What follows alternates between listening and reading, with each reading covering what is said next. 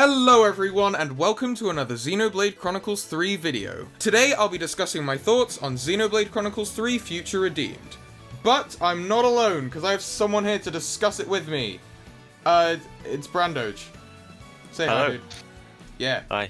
I think that's all the intro we need. Let's get right into this. So, also this guy also makes Xenoblade videos. So yeah, that's why he's here. A couple. And he's quite fond of Pyra as well, just a little. Oh, that's a big one too. Just a little bit. So, let's jump right into this because who likes long intros anyway? I'll just ask you this question: what are your after you finish Future Redeemed? What are your feelings? What did you like it? What did you sort of not like? What did you really like? What could have been better? I loved it. Like, what was your first? Like, as soon as you finished it, what was your reaction? Like mine. Mine was kind of just. I thought it was great, but there was a lot there, and I was in one of those modes where I was like, I wasn't sure whether I liked it. To me, it kind of after the first time, I kind of thought it felt a little rushed, because it kind of went because it went straight unexpectedly into the boss fight, and then just ended. And I felt like the pacing was a bit dodgy on the final cutscene, where like, oh yeah, by the way, spoiler alert, this thing's gonna be full of spoilers. So the bit where they're like saying goodbye and they're disappearing, Rex and Shulk and A, and they're like giving Glimmer and Nickel their life force. It just felt a little drawn out. And then the bit at the end where there was kind of no lead up to it. We knew something was going to happen, but Origin just kind of crashed into the middle of the world. I don't know, it just felt a bit weird, but then when I rewatched it a few more times, I thought, no, yeah, that was a good way to do it. I felt it was a good way to do it. And I like the ending with the Numa glove and the kind of maybe Logos kind of Origin sword, big Ouroboros. But that's a talking point for later. So, what were you thinking when you finished it? Like the lore, dump it gives you at the end is just, compared to the rest of the game, it's insane. Like, I was just sitting there processing it for the radio bit. I don't know how long. Yeah, well, not just that. It's just the entirety of it. You get, you get to see like Klaus' world before he destroys it. You get the reveal of like Shulk and Rex going back, and AB and Alvis, which we kind of already knew. Let's be honest. Yeah. Because A had the Alvis core crystal rather than I don't get that. That's a thing I'm still confused about. Why is there? I know it's probably because they're trying to make the whole like definitive edition the weird Alvis core crystal. I think they're trying to make that like a lore thing, but they didn't really explain it. Like, why does that look like that? Why does the Ontos core crystal look something different? Why has that got a bit like gold jewelry on it? It's a bit confusing. I'm sure there's probably some very interesting lore implications. I just can't think of them. Yeah, I mean, just that the ending alone gives us a lot more to work on. I guess I'll save this bit for the like story part of the video, but like the world's merging at the end. Yeah, and all that. That was nice. And then that's big. You saw them separate and then go into one. That was big because And also, if you line up the final cutscene with the final cutscene of 3, just as they merge together, Noah starts hearing Mio's flute. So that's just a nice detail.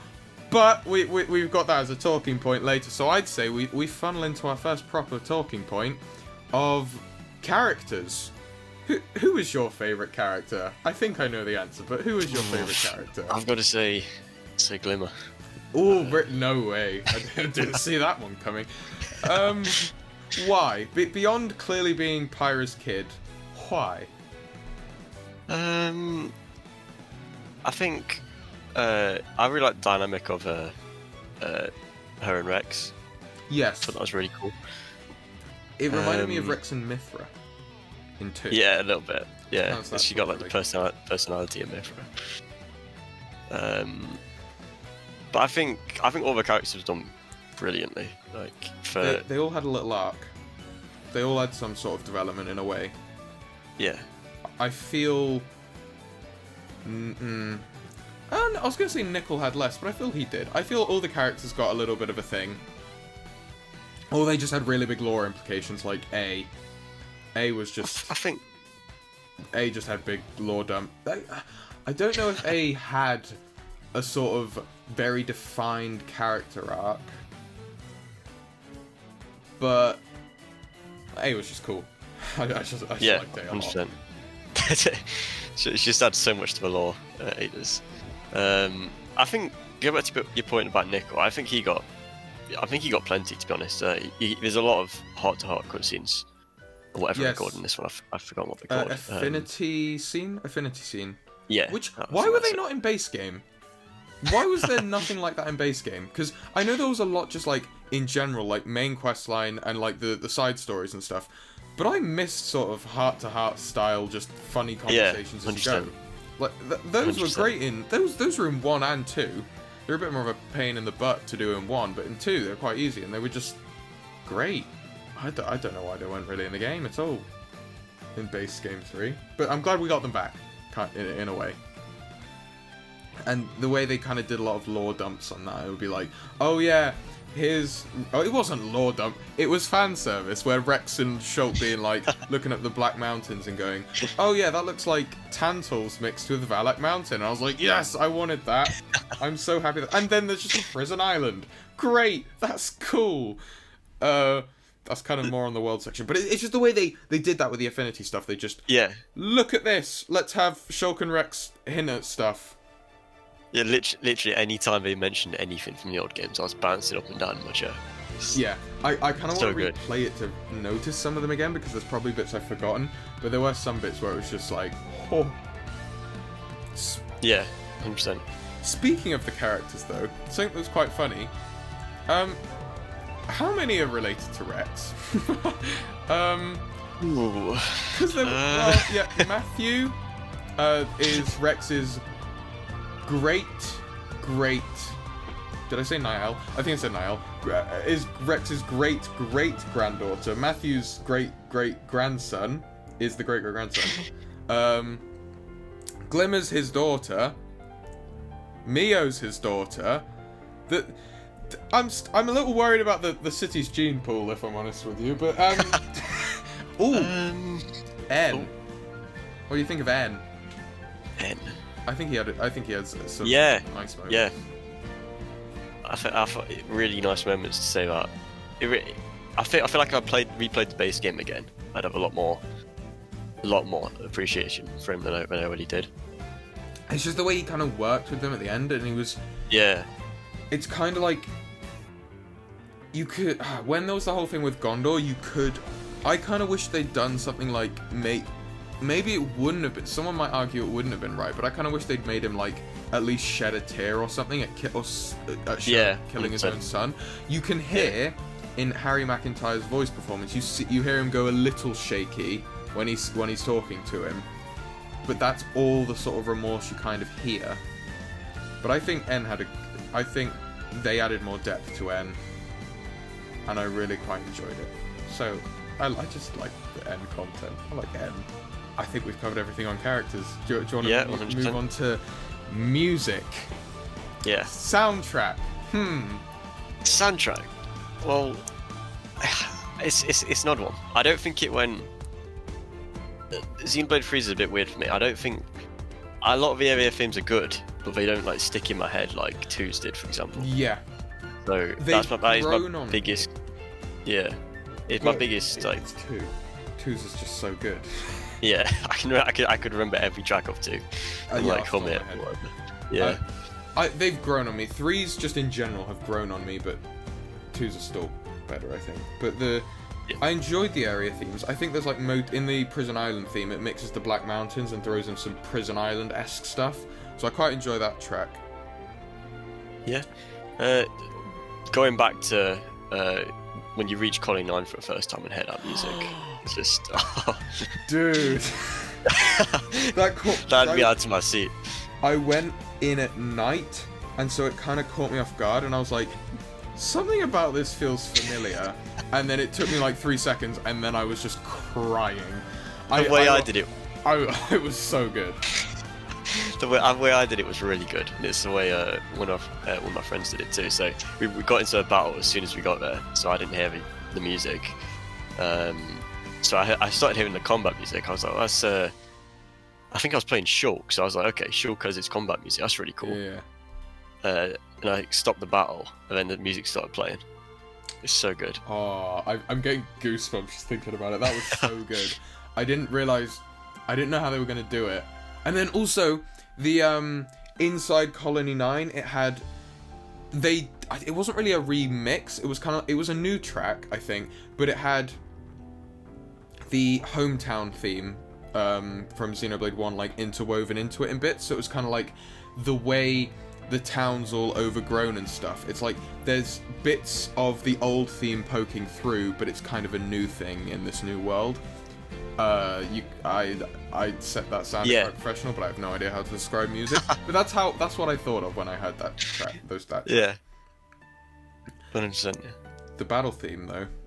Oh, I love that battle theme so much. Whenever they do a new battle theme, I just can't stop listening to it for months. And the one from Future Redeemed is no exception. I was listening to it when I was driving back home today. Great track. Love it. Do you prefer it, Torna, Battle Bionis Shoulder from Future Connected? So the one from Torna or this one? Or the Battle Bionis Shoulder from Future Connected, so the Future Connected battle theme. Oh, I'm biased towards 2, and that I'm gonna have to say 2. It gets stuck in my head every time I play it. Torna's is so good. I kind of like all of them. If I had to tier list it, I'd probably go Torna's, Future Redeemed, Future Connected. Yeah. But I like them all a lot. Yeah. They don't miss. No, they really don't miss. There's 2 more tracks. A lot of them are reused. Because there's the Fogbeast theme, which, still a banger, obviously. But it's a Future Connected track, so it feels odd to discuss it at length. There's what was your reaction to the Aurora shelf theme when you come up you go up the elevator and then it just kicks in? I'm gonna need a bit of jog of my memory. So it's kind of like the grassy plains theme of the game. Right. Yeah. Clearly wasn't that memorable. Whoopsie. It's not. I think I know what you're talking about. It's just I did really like that moment. Yeah, it has been a minute. Zelda's come out and all that. Yeah. It really wasn't a great time with this conversation. But, whatever. Where I liked coming up the elevator and just hearing it kick in. I didn't expect that all of a sudden we just get a new area theme, just boom. Because I don't think Vermilion Woods. I don't think it had a unique theme. There was a part where somewhere to the middle of the map when you the bit when you leave Colony 9, you go up to the top bit. A part of me did think I was going to hit like God Plains, or the music sounded familiar to it. That would have been nice. I don't know where I got that from. I think I don't know if I think Ragmos Desolation, which like the next area, I think that reused Aurora Shelf. I think it might have done a different one. If it had its own theme, it clearly wasn't very memorable. But I really like Aurora Shelf. I've listened to it quite a bit. Still not as good as Gower Plains. Still not as good as Gourmet. Probably not as good as... Oh no, what's it called? The grassy area in base game 3. Something Meadows. It was good, but I don't think it was good as good. Milik! Yes, Milik Meadows. Yeah. Something to do with cows, that's what I was thinking. Yeah. I got confused with Moo Moo Meadows. Mario. Yeah.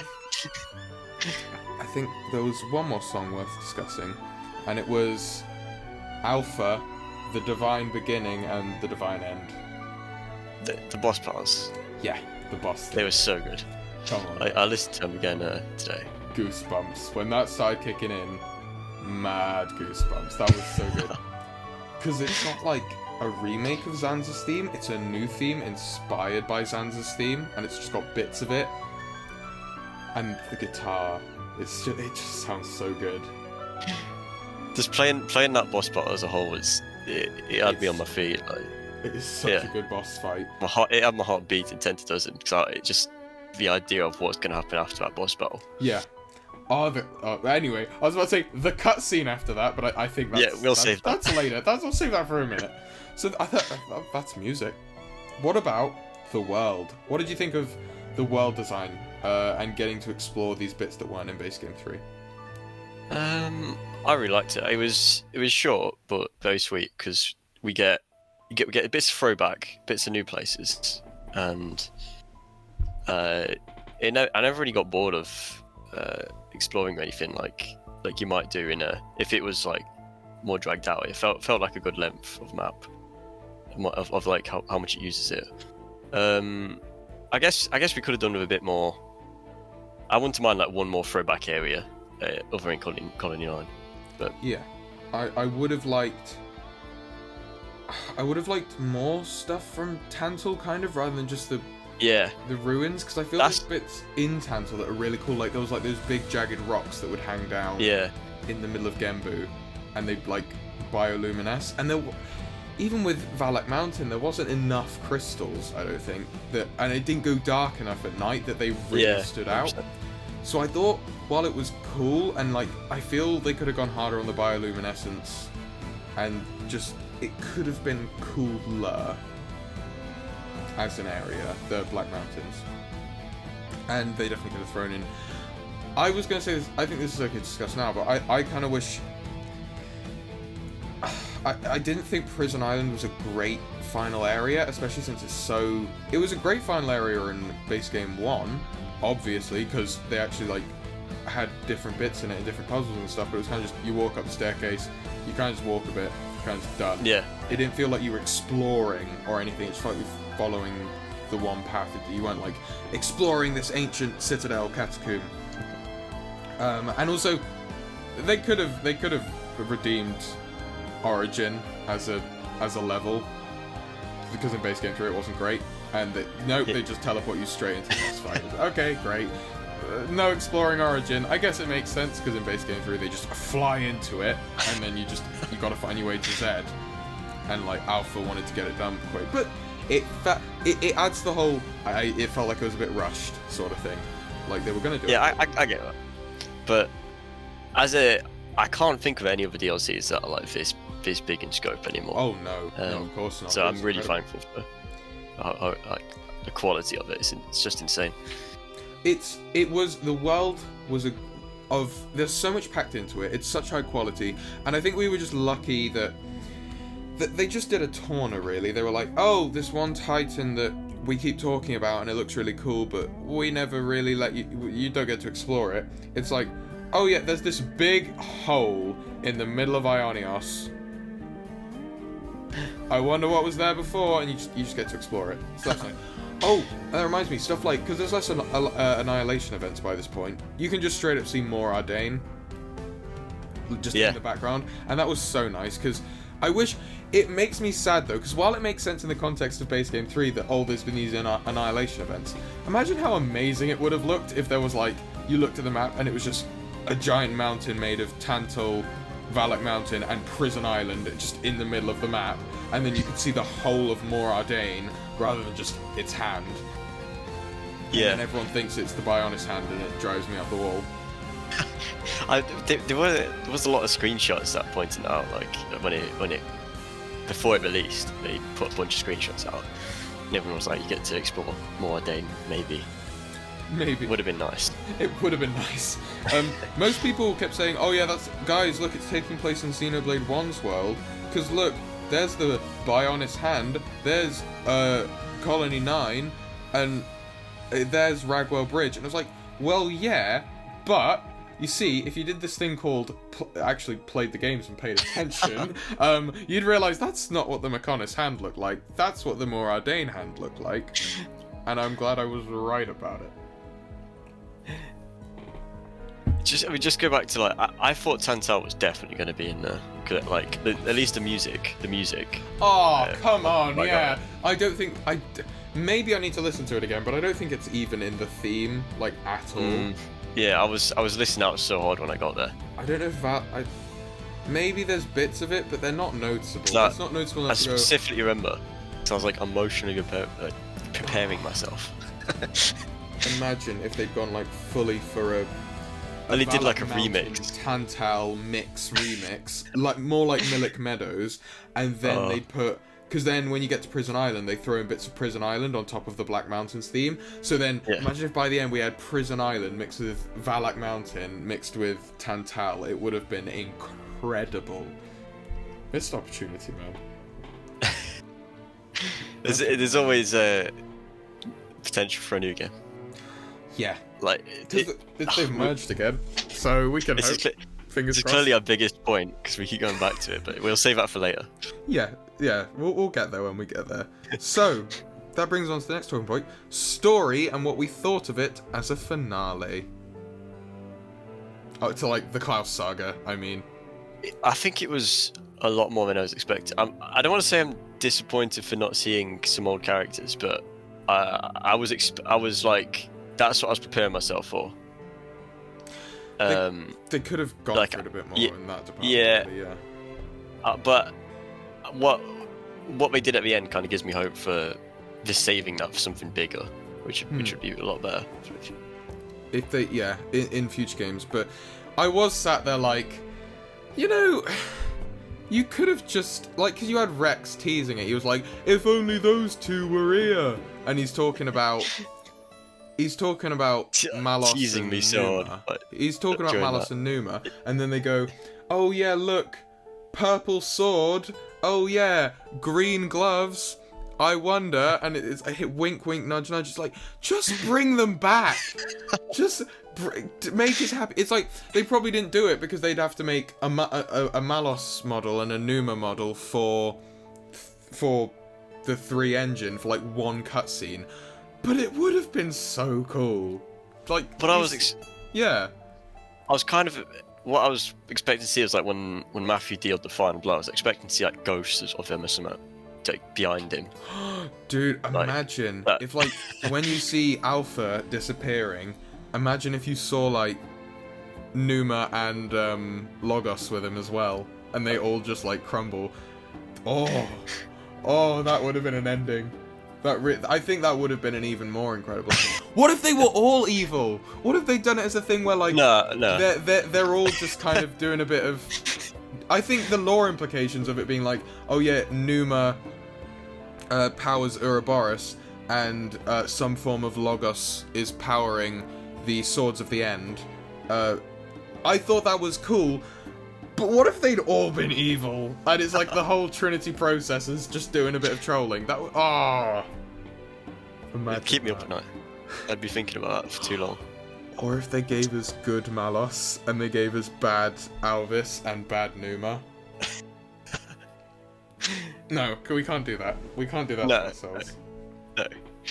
No. Too much thought than is needed.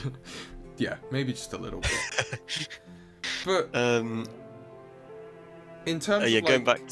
Carry on. Yeah, sorry. So going back to like bringing Pyra Numa back. Sorry, Pyra Mythra and Numa. Well, however they would do it. I don't know if they would do them co-joined or separated. It's just.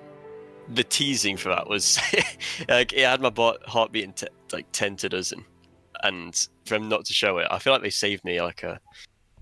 They saved you a heart attack, yeah. Yeah. But I think the way they did it, it was kind of like, because that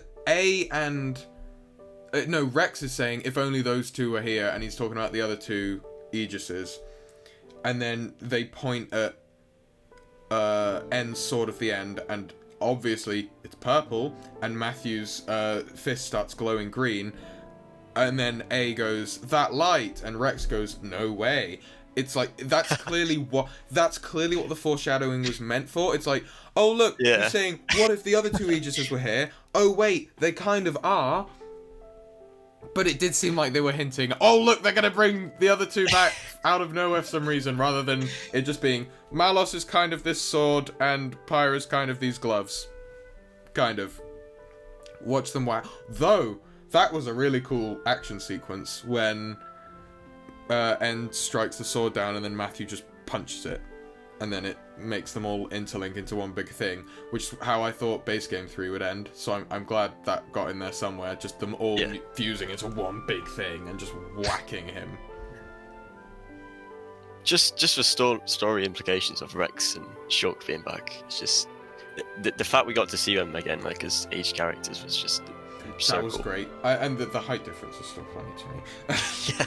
Especially since in the 2 DLC it was the other way around. But they did kind of tease that it isn't the end, because they said when they were leaving it was like, our future's in your hands. So we know they can come back. It's just they're now the avatar of Origin instead of Alpha. Which, could that be why the worlds fuse at the end? Because it's got the avatar is, well, Shulk, Rex, and A. What if that's the whole reason why? So, right. Sorry, just blowing my own mind. What if it's like, Origin messed up at the start, kind of, because Alpha's there, Mobius is there, and so it was gonna just separate the worlds rather than fuse them, but by Shulk and Rex and A becoming the avatar of Origin instead of Alpha, the worlds fused again once Origin activated properly, because they were in it. Yeah. So I wasn't as convinced this game was going to end like on a really sad note, because it's a prequel and we know what happens in 3. Yeah. But I'm quite happy with the version we got. It didn't. It was like a good farewell, but yeah, it doesn't fit. Not the end. That's what it felt like. It didn't feel. It felt like the end of a saga. Like the way they did the post-credit scene, the way they did Shulk and Rex walking off, the way they did the I forgot what I was gonna say. So yeah, the credits, post-credit scene, all that stuff. It felt like the end of the Klaus saga, because now the worlds have fused back together. Yep. That's the end of all the implications of Klaus, like the direct events that occurred because he split the worlds. Obviously, if he hadn't done it, the new world that we saw at the end wouldn't be a thing. But like all of his direct actions of that man, all of the consequences of them have kind of been dealt with. So we're moving on to a new thing. But I don't think that necessarily means we're going to move away from the characters. They might still be around doing stuff.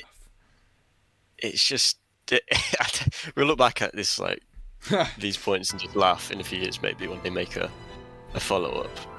But so I guess they could make it so we get to see the merge world and see all the characters back.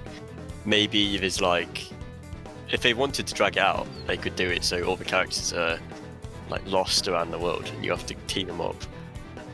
Or it would be like something where they are all together, but something goes wrong. I have no idea what that could be. But I think they're about to do something maybe a bit more dramatic because of the radio stuff. And I haven't looked, and the other post-credit scene, I haven't looked too much into it, and I'm sure I'd understand it better if I'd played Xenoblade X and Xenosaga. But based on what I've heard from discussing it with people, the radio and the final post-credit scene where you see like something approaching the planet is either something related to Xenoblade X or Xenosaga. Or it's just bringing them into the canon. Who knows? Yeah, I mean, there is that point about Xenosaga being in the like copyright or something, the manual, something like that. I've forgotten exactly what it is. So I don't know if they're planning to bring that back at some point, or... I think it's... I really should have looked into this because I know some wonderful videos on it. Didn't have time. But I think the stuff it says about, like, people going to other planets and, like, colonizing different places, I think the idea was that it's bringing Xenoblade X and Xenosaga into the canon of mainline Xenoblade, but people are saying, like, there's a bit of conflicting evidence over which one it is. Yeah. But I think it might just be fun to say, what if it's just both? Maybe I need to play those games so that I understand it, but what if it's just both? What if it's like, they say, oh, that aircraft at the end that's going towards the planet, it's either Cosmos or Elma. What if it's both? What if it's both of them on a little spaceship, huh? Possible. Don't see why not. I don't really know what else to say on that, because I haven't looked into the radio stuff really, but I assume that's what it's about. And I think they're just going to maybe mix it all together, and it's all going to be a big crossover in Xenoblade Warriors. Yeah! And then Xenoblade 4 will have nothing to do with it. The whole thing's been leading to Xenoblade Warriors by Koei Tecmo Games. Like any other game, you could go like, okay, 100% a sequel. But this is like, it could mean either. Like, yeah. It might not even be Xenoblade anymore. They might just Xeno something else, and they've moved on. We genuinely, while it's over and they've hinted at something, no one knows. No one knows what's going on inside Takahashi's head. It's just not clear at all. I think Xenoblade 3, in terms of lore, made everything 100 times more confusing, because there's no definitive answers. They leave so much up to interpretation. Before Xenoblade 3, I thought the sort of formula they were going was just like, let's just make as many games as we can. Just split into different worlds, like Klaus. I don't know if I would have preferred that. Probably not, because it'd be a lot more. I think they wanted to make the Klaus saga more tight-knit. I feel that might have been an idea they thought of, where they were like, let's just do loads of different worlds. But then they thought, maybe we shouldn't let the scale go too crazy. Because if they've gone like another world, it just in Xenoblade, the number 3 just works quite well. You've got Trinity Processor, you've got 3 Aegises, you've got 3 funny swords, you've got 3 games, 3 DLCs, or side stories. I just think they wanted it to be tight-knit, and I think they'll use it. Hopefully, it's on this planet. Maybe it'll be in the far-flung future, nothing to do with the old characters. If I had to put money on it, I'd say that's what they're going to do. This is where they make like a Xenoblade X2 or something. Well, they say X ended on a cliffhanger, so people are still waiting for Xenoblade X2. I wonder if they would. Xenoblade X is a weird one. I don't know if they would. I guess they could just make another sort of game like that isn't even in the timeline, if that makes sense, like X is. Maybe they want a bit of a break. Yeah, from I can see them doing that. Mainline. It'd be nice. Yeah. I wouldn't mind if they saved the next game for better hardware. Honestly, oh yeah, please. Next game, don't put it on the Switch. Give Monolith, let them cook. I mean, I've not seen much of Tears of the Kingdom because I've not been able to play it yet. But it and Xenoblade 3, Animal Crossing, Breath of the Wild. Just look at what Monolith has done on Switch with what's essentially the same power as an Xbox 360. Imagine what they could do with something as powerful or more powerful than a PS4. Imagine it. The Switch it's really good for what it is, but and what they've managed to do with the Xenoblade games and that is insane. Yeah. They've managed to, especially like when you think about game file size, it's insane. It's so small. They are wizards. Yeah. I don't know what they'd do without Monolith Soft. I genuinely don't know what Nintendo would do with Monolith Soft. But just having it'd be like going from, I guess, the Wii Xenoblade to Xenoblade X. I guess that was quite a big jump at the time, I can imagine. It went to open world, and it was completely interconnected, which we've still not had since X. Because there's still loading screens between all the areas in 2 and 3. Yeah. They might, honestly...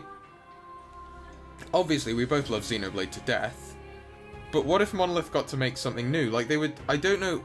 There was that rumour ages ago, because they put out, like, a I think they were hiring for another project, and it looked like they posted some sort of art, and it was like some sort of like knights and medieval sort of thing.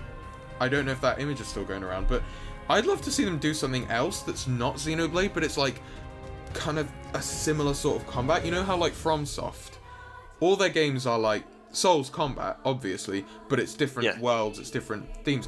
What if we had Xenoblade sort of combat and different Xenoblade-y stuff, but in a completely new world that's like nothing we've ever seen before? Obviously not related to Xenoblade, just if Monolith made something new.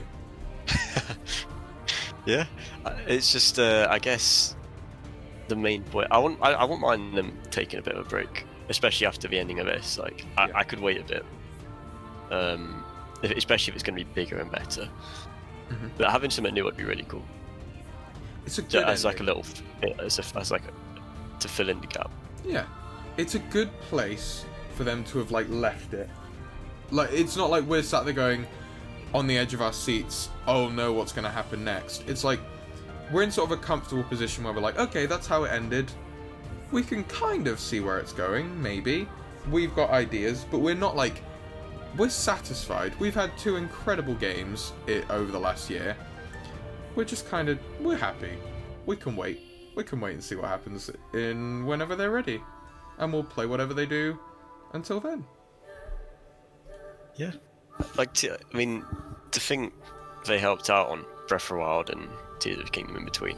It's just...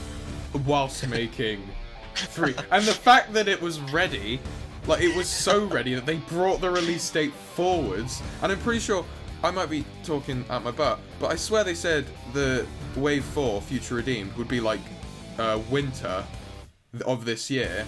Or, like, by the end of 2023, which always suggests it will be the end of 2023. But no, it's out. Because Monolith are just absolute giga chads. What keeps me up at night is like when people say there's no good games coming out anymore, and they don't really branch off to anything different. What like so people that play Mario and Zelda and that's it. It's like, guys, there's so many good Nintendo games. Please, I also want more Mario, but please look at these amazing games. Yeah, it's like I just want to recommend it to so many people, but some people just can't get out of their comfort zone of like FPS games or whatever they're into. Just give it a chance. When people say, "Oh yeah, it's not really my thing," and it's like, "But have you tried it?" And it's like, and then they say, "I tried Xenoblade 2." Very small problem with that. Xenoblade 2 is not a good place to start. I was very lucky. I don't know if you played it first. I started on that one, yeah. Either you were lucky with Xenoblade 2 and you didn't get put off, but it was very easy to get put off that game because the tutorials dreadful. I'm just saying, like, it gives me hope for 4 because they're like, they know what they're doing. I said this about 3, but now I really believe they've mastered their craft. They know exactly what they're doing. They're going to take all the criticisms from 3, 2, Definitive Edition, all the DLC, and they're just going to make something incredible that starts the next saga. And I think that's where we're at. We're at this amazing point with all the lore, the hints.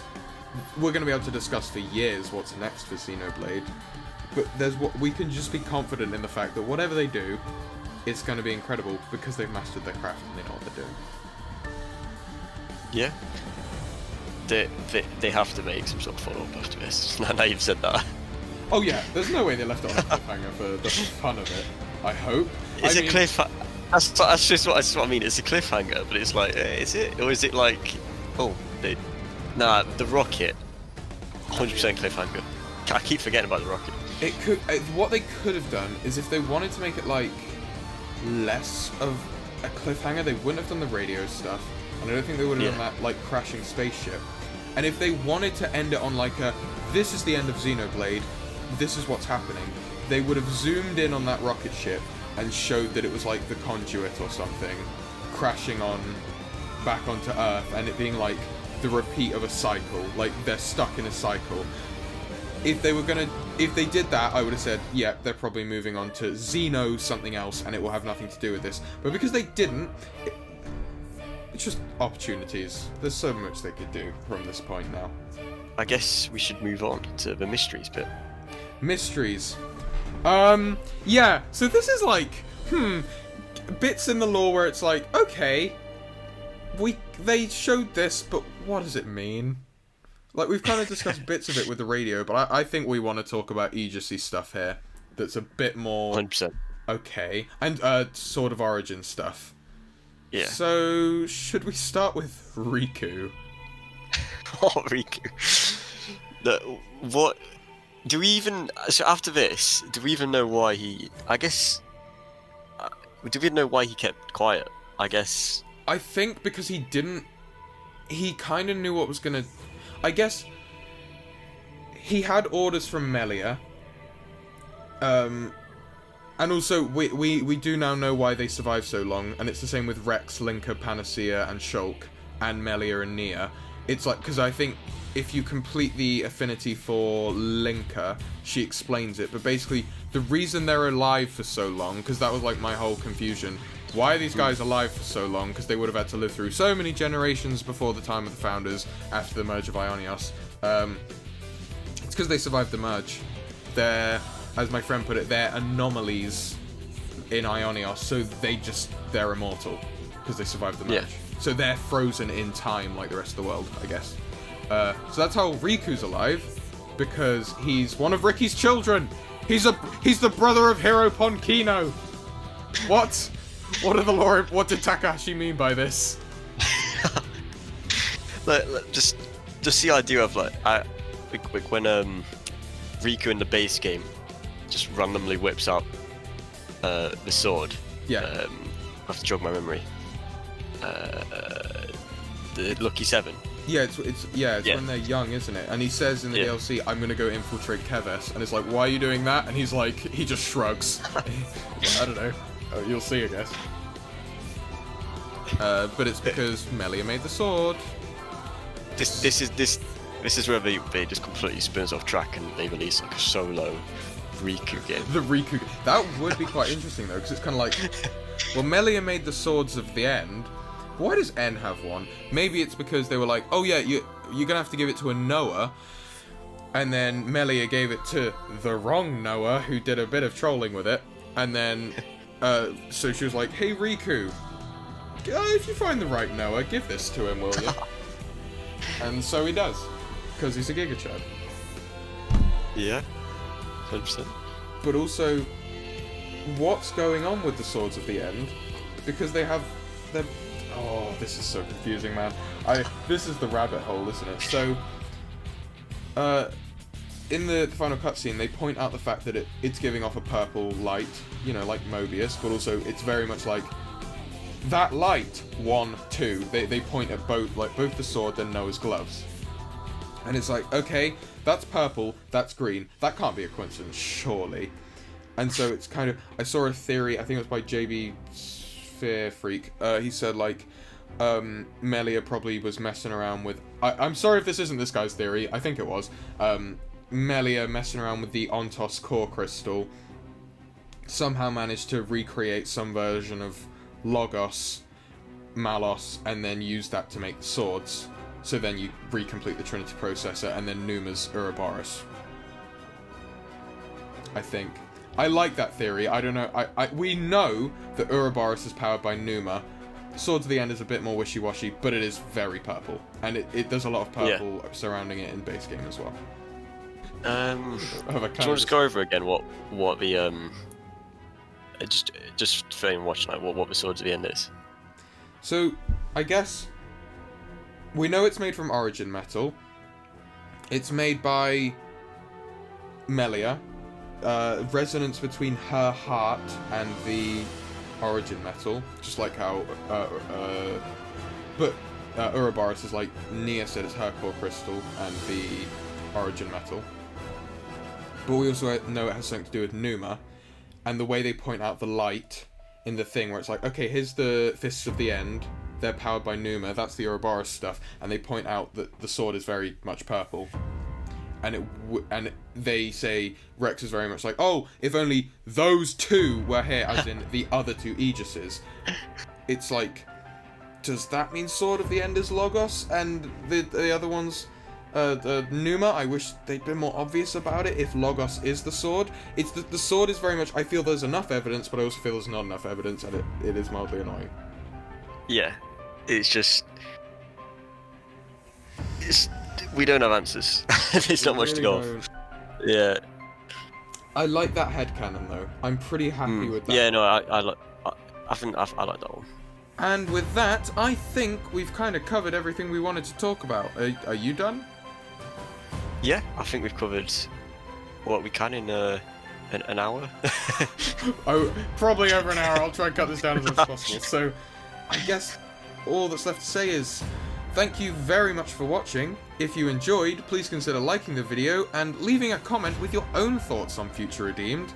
And subscribe so you don't miss any more videos like this one in the future. And with that, thank you very much for watching, stay safe out there, and we shall see you all in the next one.